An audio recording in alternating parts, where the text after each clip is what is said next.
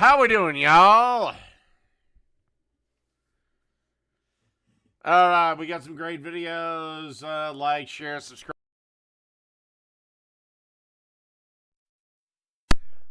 Be straight and hard like a young man, not limp and useless like an old man. Bradley Robinson, and today I'm going to show you how I made this. Beautiful, delicious, crispy, smoky, juicy, amazing birria tostada. That's right, folks, we're making a big pot of birria with the consomme for dipping, making some tacos and some gigantic tostadas. Coming up!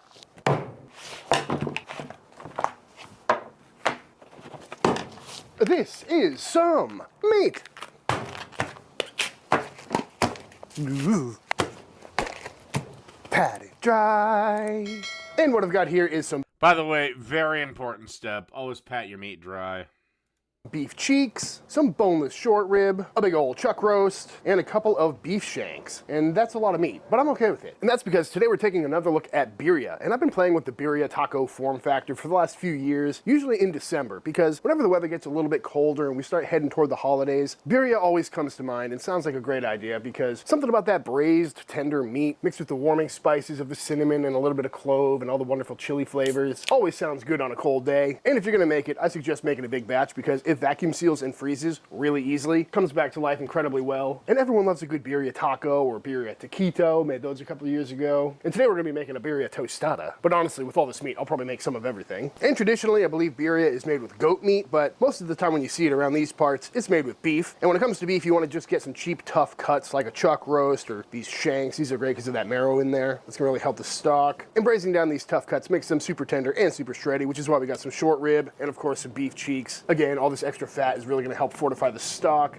and give us that lovely grease we're going to need later on in the recipe. And you could brown these off, you could throw these right into a crock pot, but you know me, I'm going to season these up and throw them on the barbecue pit to get a little bit of smoke flavor on there. But before that, we're going to hit them with a little bit of seasoning, which is some Chud's Barbecue SPG, on sale now, highly recommend it. Just salt, pepper, garlic, you can make your own if you like. Recipe's right on the back of the bottle here. But just a healthy dusting. This is all going into a braise anyway, so we don't really need to make it look pretty, but just get the seasoning process started, get a little bit of bark from all the black pepper, help that smoke stick a little bit. Go ahead and flip these all over and season the tops as well, or the bottoms, and the sides. Again, I'm gonna go ahead and cut this beef cheek blob down a little bit, just so it fits in the pot a little bit easier, and gets a little bit more smoke and bark on it. We'll do the same with this chuck roast over here. And just pick up all that table seasoning as well. And just like that, all seasoned up, looking pretty good to me. So let's go ahead and fire up the pit.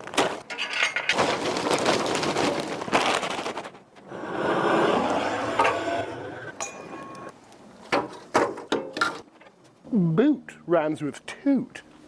And on the pit we go. Got the old offset fired up with some post oak wood for a classic Texas barbecue cook. What the hell is post oak wood? Either it's oak or not. And we're simply just gonna toss all this meat on, kind of right in the sweet spot, but really it doesn't matter how you put it on here as long as it's not overlapping, you know.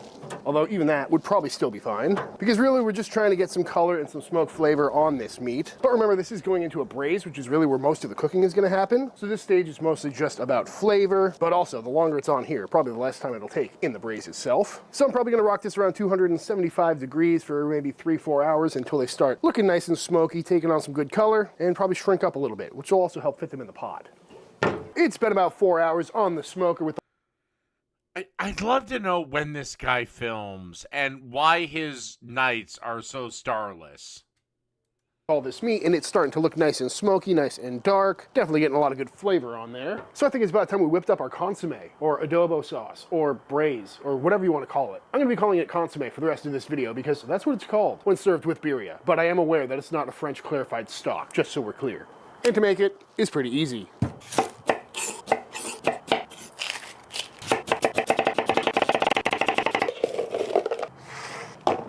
Great big pieces of onions, decent chunks of garlic. Okay, garlic that's been roughly chopped. Tomatoes that have been roughly chopped. So to get this consomme started, we're gonna go into a pot. Somehow this turns his goddamn cutting board into a range. Here with a whole bunch of some Wagyu beef tallow. Oops. And once that's nice and hot, in we go with 2 onions, roughly chopped. and get those cooking down. And after a couple minutes, these are nice and softened, starting to take on color, looking translucent. So now we'll go in with a whole bunch of some rough chopped garlic. Let that fry up in the fat for a couple of minutes. And once that starts smelling incredibly good, in we go with our Roma tomatoes. And cook these down. The water will start coming out of them. Let that evaporate a little bit until these are nice and softened. And after cooking down for about 10-15 minutes, they have released all their water. They're starting to look nice and soupy and breaking down quite a bit. I'm gonna go ahead and add in a little bit of beef stock just to loosen this up a little bit. And just get that stirred in. This is gonna help it blend better. Bro, I think your beef stock's bad. Which is in fact the next step. An immersion blender would also work really well for this, but now we're just gonna get this all blitzed up. And then right back into the pot.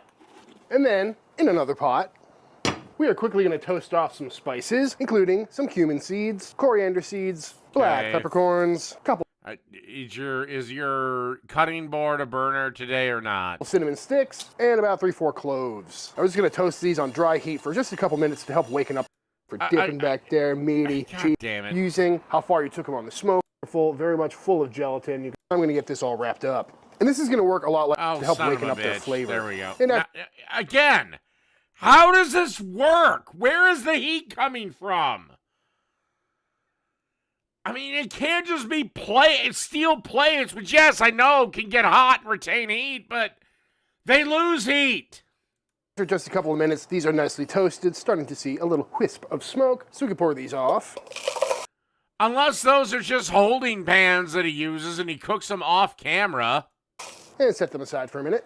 Well, But I've heard these things cook.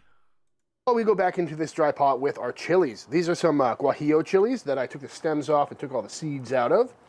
Going in. Got a couple of ancho chilies as well. And for some heat, we got some chili de arbol. And you can dial this up or down depending on how spicy you want this to be. Oh, whatever. But just I like don't the spices, care. we're gonna dry He toast heats it with fucking black magic. It's fine. He uses fire too from Final Fantasy. these for a couple of minutes to help release their flavors and let those oils start toasting up a little bit. This is a great thing to do outside, by the way. Those arbos are hot. But after a couple minutes of toasting, we'll go in with some water. Cover that up, and we're gonna let these steam for a couple minutes. And after steaming and steeping in this hot water for the last 10-15 minutes or so, these chilies should be nice and soft. So out they come, right back into the blender. And you can use this liquid in the blender as well to help everything blend up, but it can be a bit bitter, so it's probably better for the overall product if we discard that liquid and then use some fresh beef stock instead. And now we blend it up. Why is your beef stock jellified, you fucking freak? And once we've got a fine puree, into the pot we go. I don't know, because I just wanted you to ask me why I deleted yesterday's stream. Love the color on that. Smells great too. And then lastly, to add some more flavor, we're gonna go ahead and make ourselves a sachet of some wonderful flavors, including some oregano, a couple of bay leaves, and Even if it is, beef stock is mostly liquid, not fat. It shouldn't jellify. all of these lovely spices we toasted off a minute ago. And I'm gonna get this all wrapped up. And this is gonna work a lot like a tea bag, where it's gonna infuse this stock with all of the Because I've used enough homemade stock to know that, yeah, it usually stays liquidy. wonderful flavors and all the whole spices. But then at the end of the day, once they've given us all the flavor they can, we can just pull all this out in one easy package, as opposed to trying to strain out a bunch of coriander seeds or cumin seeds or whole cloves or things like that. So in this goes, should add some wonderful flavor and make life a little bit easier. And now it's time to go in with the rest of our homemade smoky gelatinous beef stock. And to make this, I made this last night. I went to the store and I bought some beef neck bones, some beef marrow bones, any beef bones you can find really. I threw them on the old chud box, cooking at about 300 degrees, maybe 325. Let those go for about an hour or so. Then I flipped them over and I brushed on some tomato paste, which is really gonna help add some depth and add a lot of flavor to the stock. And once that was cooked on, I put them into my electric stock pot, covered that with boiling water, and let it rip all night long. A nice gentle simmer. Very convenient to be able to do that outside, by the way. I'll have a link down below for that stock pot if you want to get one for yourself. And then in the morning, about 8-9 hours later, I came out, I checked on it, it was looking great. So then I threw in an onion, a carrot, a couple celery stalks, some bay leaves, black peppercorns, and let those cook away for another couple of hours until they were nice and soft, but not incredibly soft and turning into mush. And then I killed the heat, strained the stock, pulled out all the solids, and parked it in the fridge until it was fully chilled and all the fat had solidified to the top. I then came through and took all the fat off of that stock to defat the stock. And what we're left with is is a beautiful, gelatinous, thick beef stock. Incredibly flavorful, very much full of gelatin. You can see that. That's what you're looking for a really good homemade stock. Can't buy that at the store. Sorry, I have another method. Honestly, it's a really fun process. I love making stock. I keep it on hand at all times. But we're gonna go in with all of this stuff for a total of 1 gallon of beef stock total. Although with a really gelatinous stock like this, you could probably get away with 2 quarts of this and 2 quarts of water. I will say this, he does have one important thing. Always buy deli containers. And that's 1 gallon of stock, including all the stock we already added to the other things. And once all the beef stock is in, we've got this back up to a simmer. And now we're gonna go ahead and add in some kosher salt because it's unsalted beef stock. But if you're using store-bought, you may wanna reconsider that or wait till the end and taste it. And now all you gotta do is add the beef. Ooh, yeah, nice and smoky in there. Looking pretty good to me, nice and barky, nice and smoky. In we go. Rocking about 160, 170 in these pieces. So we got some fat render, some good bark on there. They're still feeling very tough. So into the braise they go to hopefully get nice and soft and add a lot of great flavor to the consommé and pick up a lot of great flavor from all the wonderful ingredients we just tossed in this pot. Beautiful, lovely fit. Everything is submerged for the most part here. A little rearranging.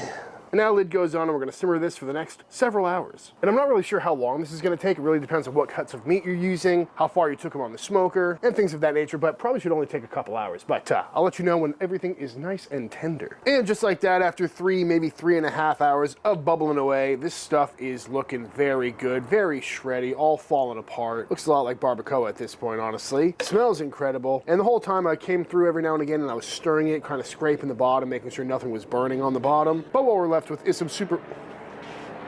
It is literally 1 in the morning. What are the helicopters doing? But what we got is some super tender, shreddy meat. So now we got to strain it out. And to do that, I've got myself a half hotel pan as well as a perforated half hotel pan, which is essentially the restaurant version of a colander. And we're gonna send all this meat through, separating the meat from the consommé itself. That way we have pure meat and then a lovely dipping sauce. I did kill the heat on this braise about maybe 45 minutes ago to let it cool down in the liquid, which is always a good idea when you're braising things so the meat doesn't turn super dry and it kind of cools down with the liquid. Probably not long enough judging by the steam, but like I said, it's a little later than I want it to be. And as I'm going through this meat, if there's any bones left in there from the shanks, pull that out. We got a little sachet of all of our herbs and aromatics right here. Give that a nice little press, wring out all that juice, and pull that out. A lot easier than trying to fish out bay leaves and seeds and cinnamon sticks and whatnot. It's so thick. I'm just gonna pour it all in. And I didn't water this down at all during the cooking process, so basically we've just got some more concentrated beef stock in here. So this consommé is gonna be ridiculously flavorful. But if it's too thick or too beefy or too intense, we can always water it down later. And again, I'm straining this all apart because right now it is literally soup. And it's hard to make tacos out of soup, or tostadas in this case, but this way we can... Yeah, I'm sorry, but you're gonna... Let's see what happens. really dial in how juicy we want this meat to be. And just like that, all separated, we've got our consommé over here. We've got our lovely shredded, incredibly tender beef over here, and a good amount of it, yet again. Not mad about that. I did add a quart of water to this just to bulk it up a little bit because it's reduced beef stock and I don't want it to be super jello. As for this, I just gave it a taste and it is absolutely incredible, although it could use a little bit more salt. So we're going with a pinch of that. And personal preference here, I want a little bit more cumin. But other than that, the heat level is great, really deep flavor. And we'll just get that all mixed up. But at this point, you can just kind of taste and adjust to whatever you want your birria to taste like. Looks so good. Yep, that's it. So unbelievably rich. I know it looks a lot like barbacoa, but the flavor is so much different. The texture too. It's just got that gelatinous vibe. So worth it. And now I'm gonna park both of these in the fridge overnight. And this is not just because I got a late start to the day and it's super late at night right now. This is just part of the process because somehow after a long chill in the fridge overnight, this just gets even better. And also for the consommé, as it chills down, much like the beef stock that we made earlier, all the fat will rise to the top so that we can take it off, clarifying our consommé a little bit, but also we can use that fat to make the tostadas or the birria tacos or whatever it is you're making. So lids go on in the fridge overnight and I'll see y'all tomorrow. This video is brought to you by Helix Sleep. Helix Sleep makes premium quality mattress. Great, I don't care about your stupid fucking sponsor.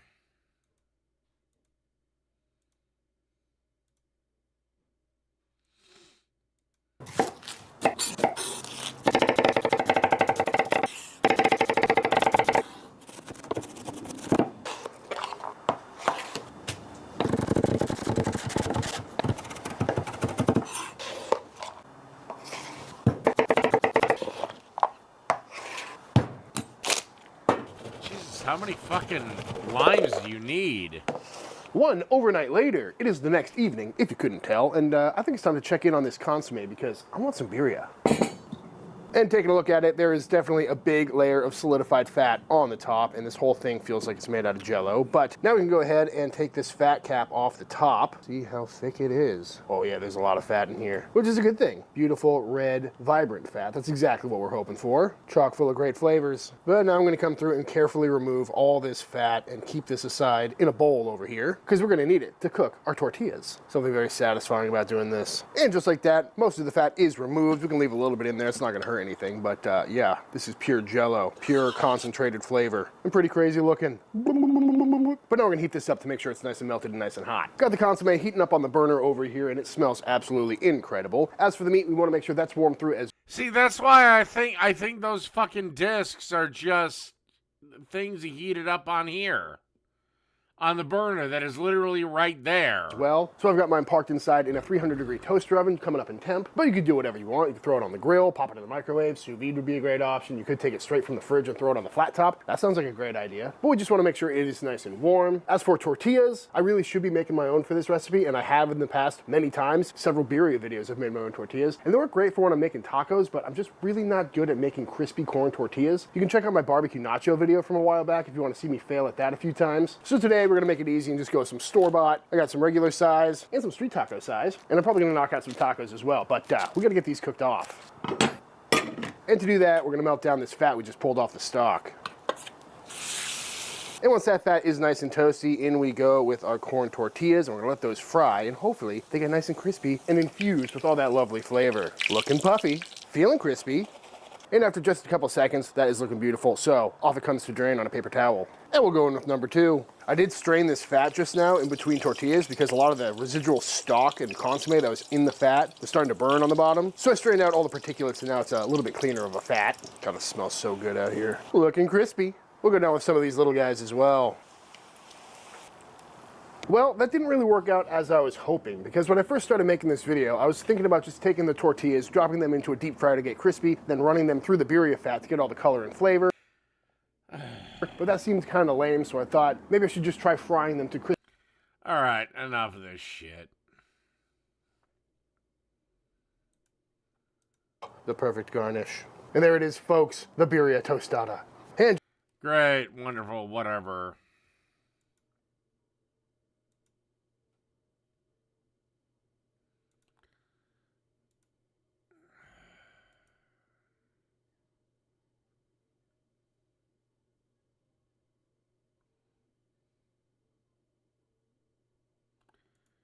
All right, now we're going to do 25 Christmas appetizers from the 60s and the 70s that have disappeared.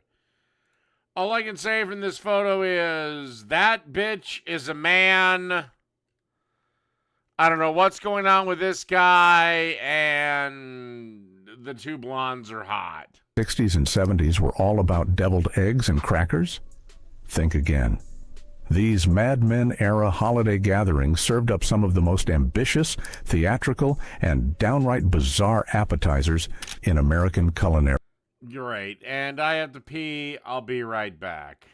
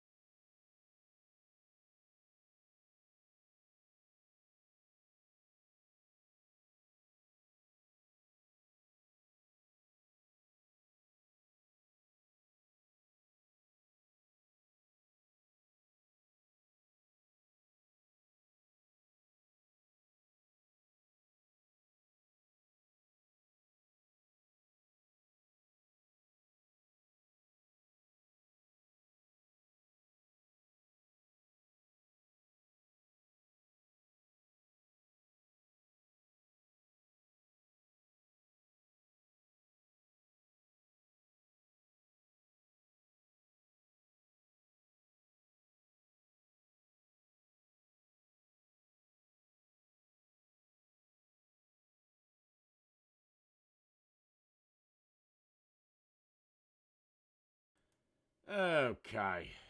Let's do this fucker. History. Let's dig into 25 Christmas appetizer recipes from the 1960s and 70s that have completely vanished from modern Christmas Yeah, well, the last time you did this list, half of them are still available. tables. Rumaki. Rumaki, the bacon-wrapped wonder that defined sophisticated 60s entertaining. Picture this. It's 1965, and your Okay. neighbor just returned from Hawaii bragging about Trader Vic's. Okay. Suddenly, every Christmas party in America featured rumaki, those mysterious bacon-wrapped bundles that looked exotic but tasted familiar. This Polynesian-inspired appetizer became the ultimate status symbol during the tiki culture craze that swept post-war America. Here's how they made it. Take a water chestnut, wrap it with half a chicken liver, marinate the whole thing in soy sauce, ginger, and brown sugar overnight. Then wrap it tightly in bacon and secure with a toothpick. Broil until the bacon crisps and caramelizes, creating this incredible sweet savory glaze. The water This one I'll say is probably dead. chestnut stayed crunchy while the liver turned buttery and mild. And I'm sorry, liver's disgusting. I have tried liver. I have had liver. It sucks. This was the appetizer that separated the adventurous hosts from the basic ones. Serving rumaki meant you'd traveled, you had taste, you weren't afraid of organ meat. Today's bacon-wrapped dates are the sanitized descendants. If you're loving this trip down memory lane, hit subscribe for Bacon wrapped dates sound disgusting. That's basically bacon wrapped raisins. And that sounds disgusting. more forgotten food history. Cheese ball hedgehog. The cheese That's still done to this day. Moving on.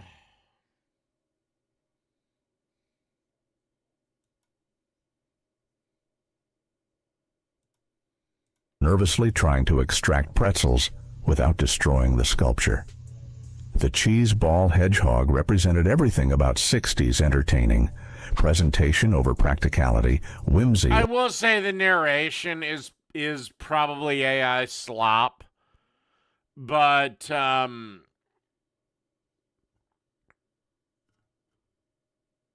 I think the list is probably genuine. Over taste, and the belief I hope. that food should entertain as much as nourish. Today, we've lost that playful spirit. Deviled eggs. Deviled eggs, the grandmother of Oh, Jesus Christ. Deviled eggs are still available today. Next.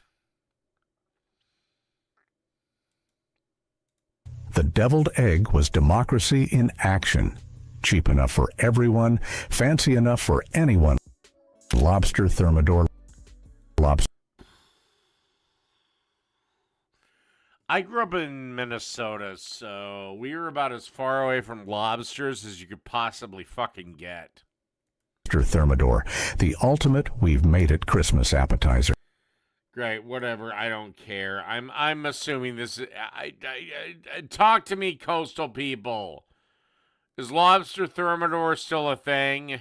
Today, we've replaced this kind of formal showing off with casual bragging about farm-to-table ingredients. Bacon-wrapped Smokies. Bacon-wrapped... These still exist. I've made them myself more than once.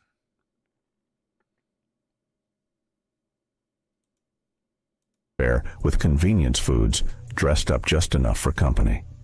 The Smokies have survived in some circles, but they've lost their place as sophisticated party fare. Liver pâté en croûte. I already did this one. Didn't I already do this? Whatever. Liver pâté en croûte. Yeah, liver sucks. It's disgusting. Whatever. Move on. This was the 60s and 70s, when Americans desperately wanted to seem worldly by eating things that made them uncomfortable. Swedish meatballs in cream sauce. Swedish meatballs are still a widely beloved dish to this day. spent hours rolling by hand. Shrimp cocktail, shrimp cocktail. Shrimp cocktail is still offered at several restaurants to this Stood day. out among all the heavy, creamy appetizers. Shrimp cocktail survives today, but it's lost its glamour. Stuffed celery boat. Yeah, the reason it's lost its luster is there's no cooking involved. You just thaw pre-cooked shrimp, add it to a glass of cocktail sauce, shrimp cocktail sauce, and that's it. As for stuffed celery boats, they may have lost their luster with adults, but kids still like celery. I forget what the dish is called, but it's celery with peanut butter and raisins on top. It's something with ants. I can't remember. Stuffed celery boats. But I gotta think some people make these. I mean, it's for fuck's sakes, it's bacon.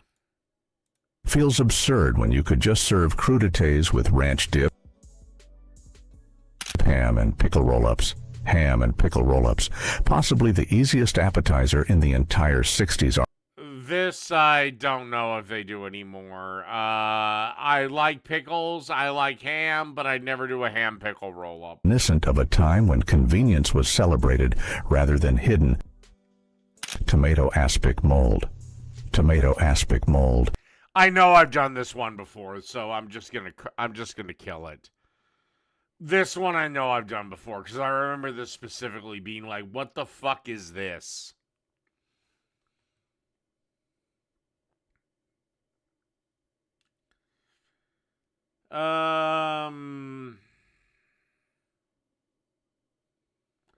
Let's do the one that'll probably get me mad. Tom Holland, that little Spider-Man jackass, says English food is above American food. Already, fuck you, you little wimp. I'm curious if you still hold that opinion. What would you classify as American food? Let's just talk about that. I immediately think about barbecues, so hamburgers. Okay, hamburger is German. No, it's not.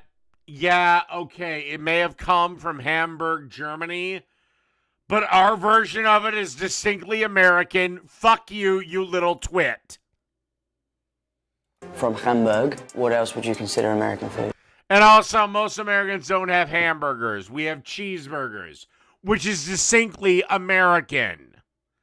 So fuck you, you little bitch. And don't forget, if it wasn't for us, you'd be speaking German. French fries. I don't know if I want to work here. French fries. As someone who's been... Yeah, they're from Belgium. And yeah, they're a big thing over there, but...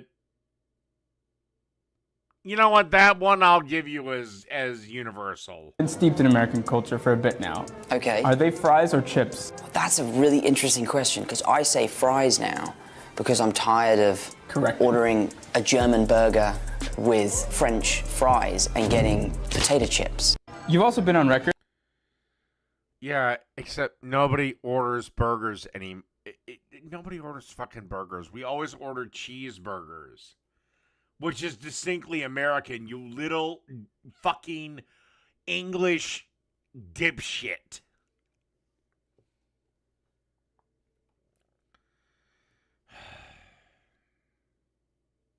Worthless.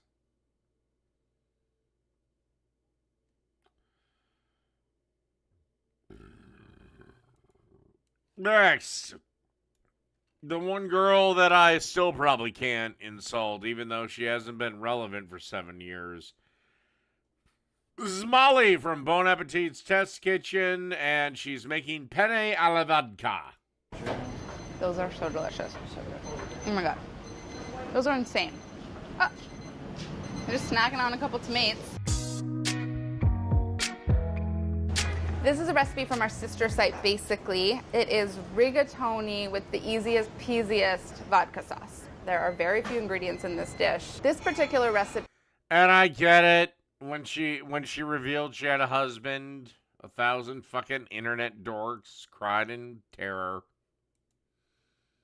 He calls for only tomato paste and no canned tomatoes or whole peeled tomatoes. I did some research this morning and found out that there are 6 tomatoes But I swear to God, in this shot, she was pregnant. in every ounce of tomato paste, which means there are 27 tomatoes in this. And we're gonna add the entire thing to the pasta. All right, first we dice an onion. This is the aromatic base of our sauce, onion and garlic. Pretty classic Italian ingredients. Also, don't be throwing out those butts. They're just as good, just chop them on up. Hold on to your butts, people. Will you guys actually hand me a bench scraper? My favorite tool. And Molly, what do you do with a bench scraper? You scrape up the bench. Actually, no, you don't do that. What benches? There's So they have some homeless gay guy working for them? no benches here. It's used a lot in pastry, but I like to use it to scrape up all my ingredients and throw them into a bowl. And we have 4 garlic cloves that are still in their skins, and smashing them with the back of a knife to release the skins. And then I'm going to smash them just a little bit more to break them down into smaller pieces. Smashy smash. All right, bench scrape that on in, and then we'll go over to the stove and start to build the sauce. Okay, you have garlic pieces that are the size of fucking Montana. Again, garlic is fine. Garlic is good. Okie doke. So starting with a couple tablespoons of olive oil in a large pot over medium, I'm going to add my garlic and onions. We're not looking to get much color here, just to mellow them out. So they're actually sweating, as we call it. It'll take about 5 to 7 minutes, stirring occasionally. Meantime, Again, I'll reiterate this. I will defeat your master any way, anytime, anywhere. I have my pasta water going. I'm going to take a 1/4 cup of this hot water and add it to my cold half and half. This is going to temper the half and half and make it a little bit warmer so that when I add it to the pot, it doesn't split and become a broken sauce. Do you know what movie's in theaters right now? Ratatouille? Mission Impossible. Oh, Jesus. I'm going home. B-cam out. Bye. Okay, I'm going to season my pasta water so that it's nice and salty like the ocean before the rigatoni go in. All right. Looking good in here. You got any pasta jokes? Come on. Me? Yeah. I'm not really like one for corny jokes like you are. What do Italians eat on Halloween? Any guesses? I'm over here. Okay, who is the weird homeless guy that lives, the gay weird homeless guy that lives there? Fettuccine Alfredo. God damn it. Okay, so there's a little bit of browning happening on the edges of the onions, which means they've sweat out all of their liquid and they have nothing left to give right now. So we're going to add our tomato paste. The entire tube goes in. There's something very satisfying about finishing a tube of tomato paste because it rarely happens. Red chili flake as well. I'm going to cook the tomato paste for another 5 or 6. Or does it remind you? I'm going to make that joke. 6 minutes until it turns a really dark rust color. The tomato paste is going to start to stick to the bottom of the pot and get really dark. That's what we're looking for. In the meantime, my water is boiling and I'm going to drop my rigatoni. Hey, Molly. Hey, Ben. What is Arnold Schwarzenegger? I think I already have made something from Jake's channel, but I can't remember what the fuck it was. Maybe I'll do his last video. Favorite noodle. Pasta la vista, baby. Oh my god, you guys are so corny. The tomato paste is sticking to the bottom of the pot here, you can see. And now comes the time when we add the vodka. There we go, scraping to loosen up any of those bits and cook off the alcohol. I'm gonna take now my temperature Yeah, and again, it takes fucking about a minute to cook off the alcohol, if that. cream and slowly stir it into a nice creamy sauce. Okay, so the cream is now all incorporated into the sauce. It's bright, rusty red color. And now we will drop our pasta right into it. It's okay if a little bit of the water from the pasta piggybacks and ends up in the sauce, because that's going to actually help loosen it up a bit. So I think it needs a little bit of extra pasta water, so I'm going to add it little by little to loosen it just enough. And then in goes half of my Parmesan cheese. So this is 4 ounces of Parm. I'm going to put 2 in and reserve the rest for later for serving. I swear to God, that bitch was pregnant during this video. It's all about a balance of pasta water and cheese in these final moments. And we're looking good. It's a beautiful, rich red color. All the rigatoni are perfectly coated. What a great pasta shape, the rigatoni. It's like penne but better, which is why it's rigatoni alla vodka instead of penne alla vodka, as you might otherwise see. I'm going to sprinkle it with a little bit of extra parm and some torn basil right off the plant, because you can't get any fresher than that, and a little drizzle of olive oil, because why not? Nice, nice, nice, nice. There you have it. Easiest, peasiest rigatoni alla vodka. I'm making a pasta. It's a magical confluence of easy pantry ingredients that are probably already in your kitchen. Just keep shaking like that. All right. Next.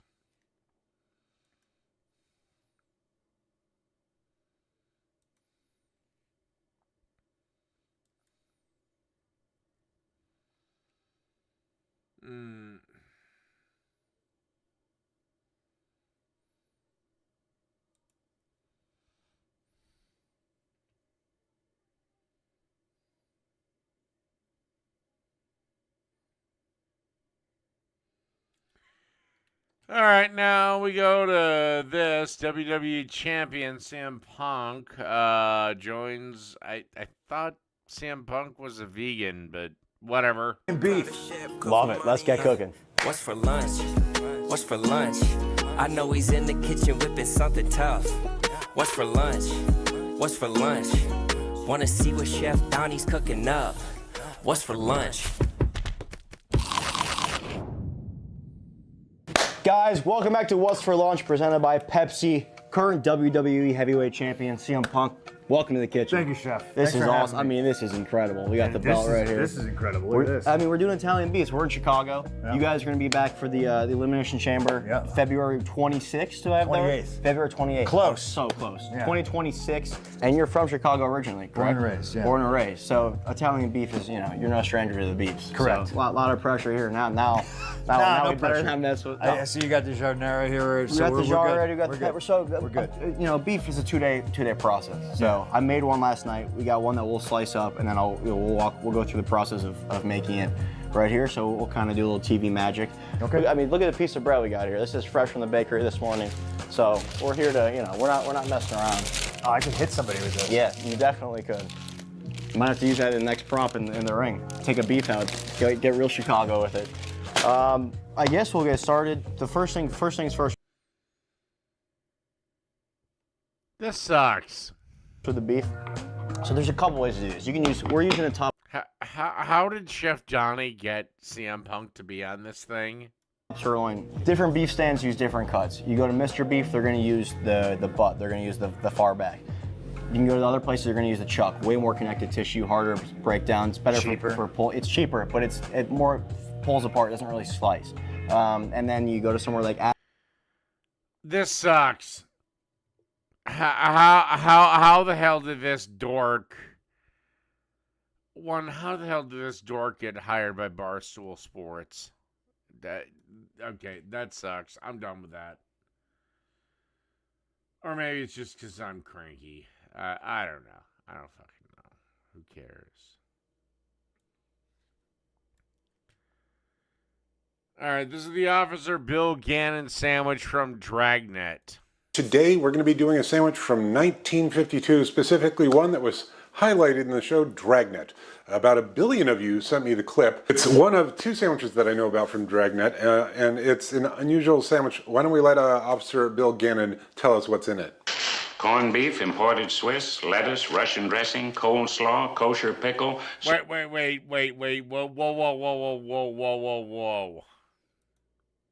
In it. Corned beef, imported Swiss, lettuce, Russian Okay, imported Swiss. dressing, coleslaw, kosher pickle, slice of tomato, mayonnaise, peanut butter, horseradish, and a little hot mustard. No thanks. Sure now, it's an awful good sandwich. Sounds like a 7-course meal. Well, it's a little filling. Okay, so I'm going to bake this sandwich. I'm going to build it with the stuff that I could find. Couldn't find like a kosher dill pickle, but I've got dill pickles. And How in the hell? I live in Minnesota, the most non-Jewish state in America, probably. How can you not find kosher dill? And let's just, I'm going to build it in a way that I think makes sense. Where do you live? I mean, unless you live in fucking Utah. Not in the way that he said it, because I'm not sure if that's exactly prescriptive. And let's see if it's any good. First thing I'm going to do is spread on some hot mustard. And I'm using seeded rye bread. I don't know what bread he used, but it seems like that would be a bread that guy would use. Then I'm going to put some corned beef on from the deli. Next we'll add some peanut butter. And Swiss cheese. He said imported Swiss cheese, but it's just Swiss cheese. And a horseradish. And sliced tomato. Salt, pepper. Some lettuce. That guy looked like an iceberg guy. Pickles.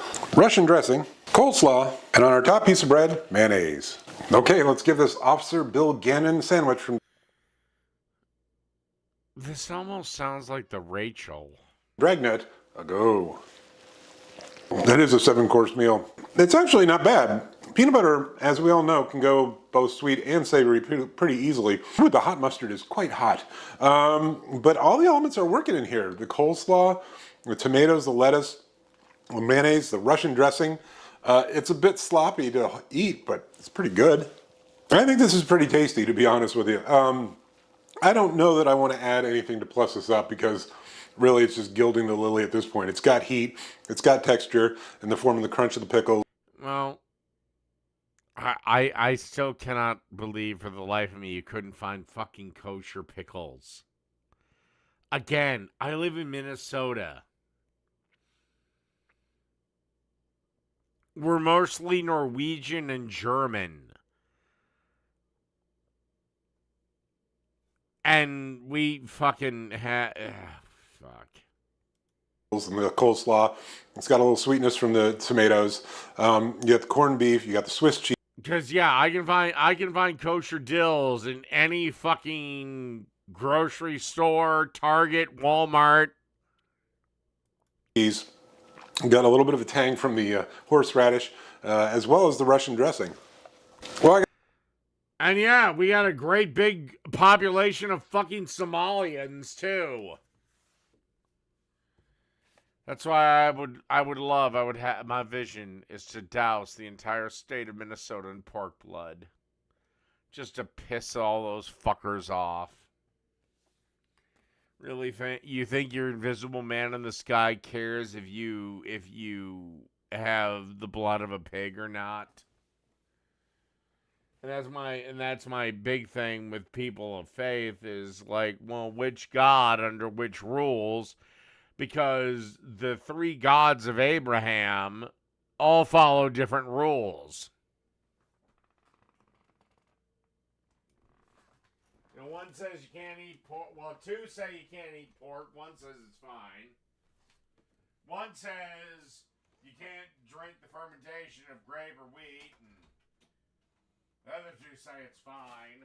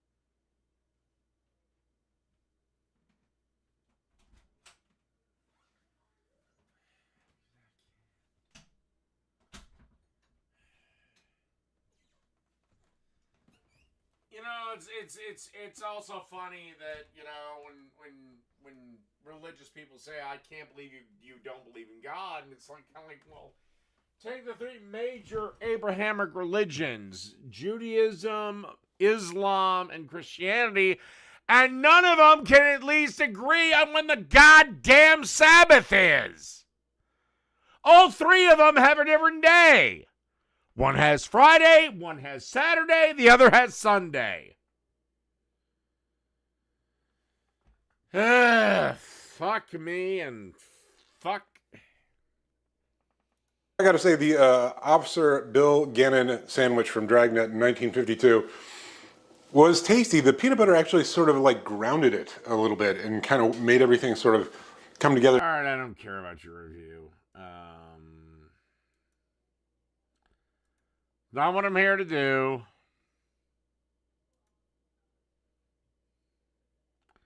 All right, this is a video. I have no idea what the hell I'm going to do. The Ultimate YouTube Chef Taco Collab. Royale.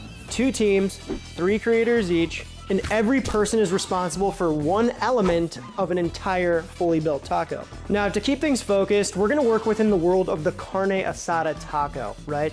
May we bow to its glory. Carne asada can mean a literal grilled meat party or a street taco built around chopped up beef con todo with the onions, the cilantro, the limon. It's perfect, it's beautiful. But we are not going to make that standard version today. Well, sorta. I drafted these teams based on who I think brings a unique twist to the carne asada taco. This isn't gonna be— All right, I don't care about this. This is Jeff Goldblum on the Barbecue Pit Boys. Come to the pit, and you forget everything. You forget all the dumb stuff that goes on in your life. It works. I feel something already. Oh, thank you. Hear that whistle, that train whistle? Yes. Gee, I love that. Yeah. It's a lonesome bell. Okay, Jeff Goldblum is officially insane. Hey, the lonesome bell, or something like that. Hey, well, I don't know. I like. Yeah. Well, I guess, you know, to each his own. Yeah. I think it's always good to get some late. Come to the pit. So they actually had Jeff Goldblum at their, like I said, fine.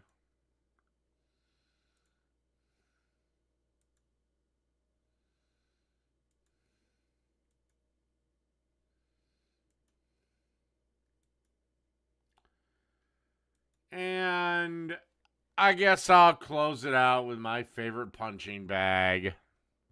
Almonds, and I started toasting them for a few minutes over a low heat. Toasting. Okay.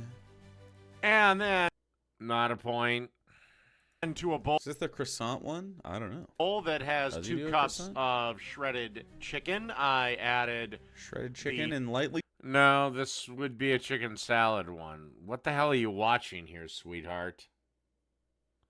Toasted almonds. Toasted almonds. Ready? And then we want to That's what I thought was going to happen. All right. Add about a half a cup. My only suggestion, anytime you make gloop, like chicken salad or any salad. What's wrong with chicken salad?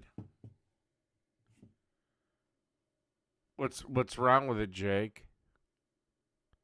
A lot of people like it. You telling me that a absolute banger chicken salad sandwich can't rock shit out?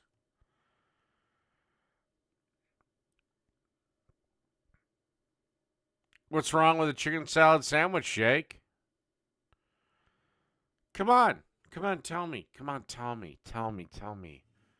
What's wrong with it, buddy? What's wrong with it? Thing. Put your mix together that's wet. Put your dries together that's dries, and mix them together. Don't do it like this, because now you're gonna have like mayo.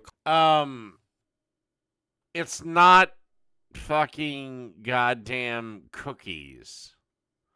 I don't need to have the dries with the dries and the wets with the wet. What's wrong with you? It's not cookies. clumps in the chicken that isn't like prepared with whatever sauce you got going. It's just it's big gloopage hours, yeah. Again, Jake, I reiterate for I don't know the 1,000th time. Reactivate your cooking channel. I know it still exists. Get on there and blow my fucking dick off with your version of chicken salad. For Christ's sakes, even Gordon Ramsay made a chicken salad. Every chef has made their chicken salad. Chef John from Food Wishes has made about 100 of them. Of mayonnaise? Mayonnaise, a lot of mayonnaise left in that. Then take a rib because he didn't have a silicone spatula. Of celery that you've chopped and diced up. Not too much, though. We wouldn't want to get any nutrition in this. And then you want the essence of chopped celery. Like, not even a whole rib of celery. 1 tablespoon of lemon juice. I don't like that much celery. It's not diced, it's sliced.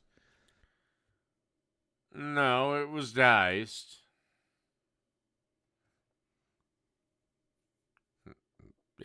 It was diced, but go fuck yourself.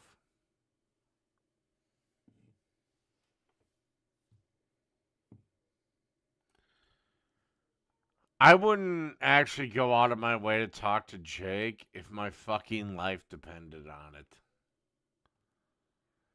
If Jake wants to come to me, that's another matter.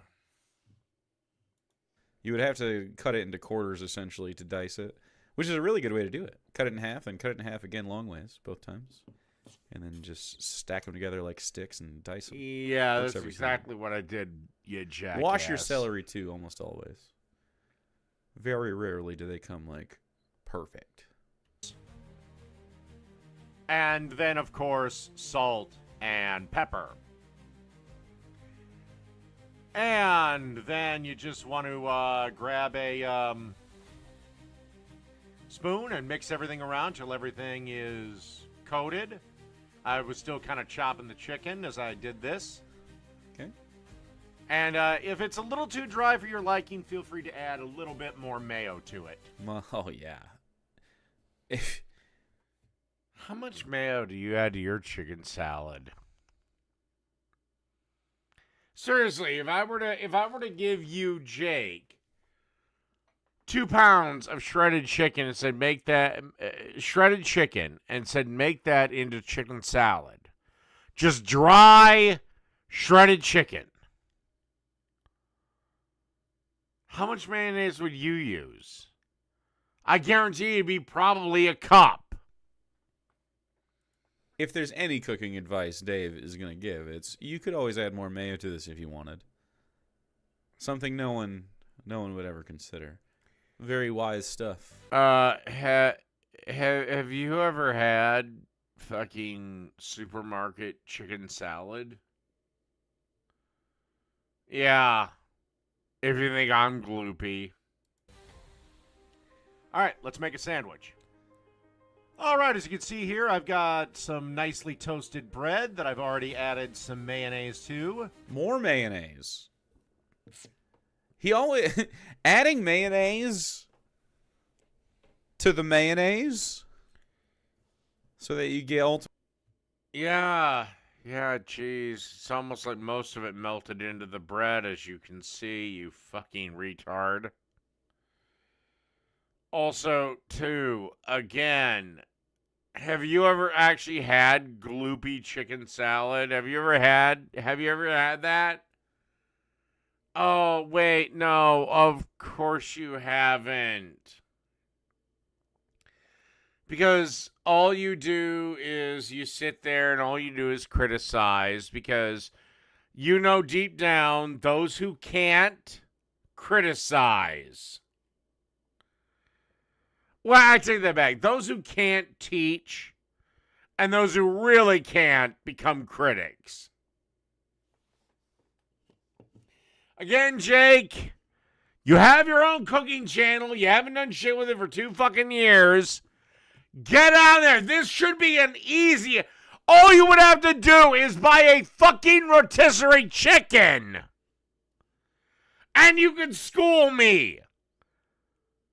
But we both know you're not going to do that. Now are you? Ultimate mayonnaise? Smart. Efficient. Now that's a good chef. Pro move. Now we're going to add our chicken salad Looks mix. Sparse. Still looks sparse. And then just Wow. some shredded There's The only thing I wish I underfilled. God damn it. The only thing I wish I would have done is added bacon. Hello. Hello. And pop the top on. What And that's it. That was the chicken salad sandwich I made Lucy Lawless. Cool. Why she did something. she insisted my waitress serve it to her naked while wearing a collar and leash, I haven't the foggiest. But then again, Amber didn't seem to mind.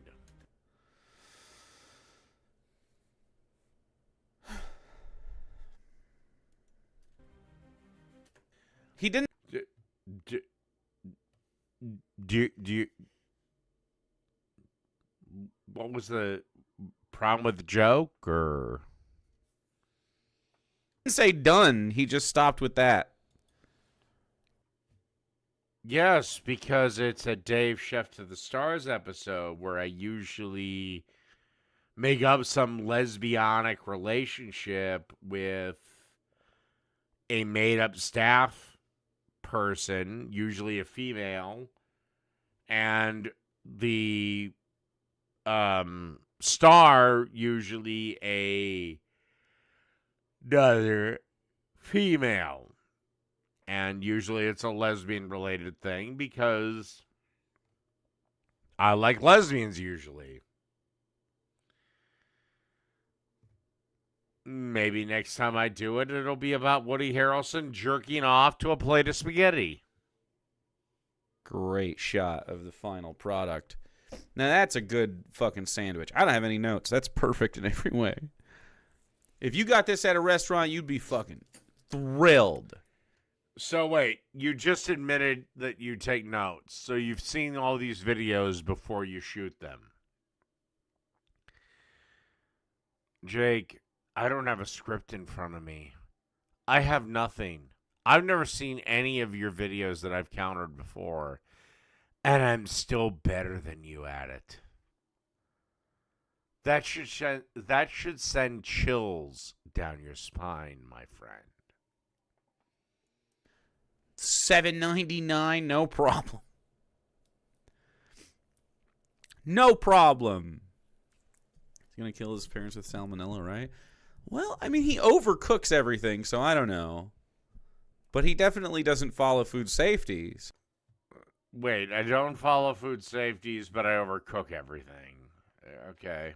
So I don't know. Again, Jake, I guarantee you I have a better knowledge of food safety than you. This is just you getting basic shit, wrong. Anyway, that's about where I'm going to cap it. I'll see everyone tomorrow. And, yeah, I guess the last thing to say is good night, everybody.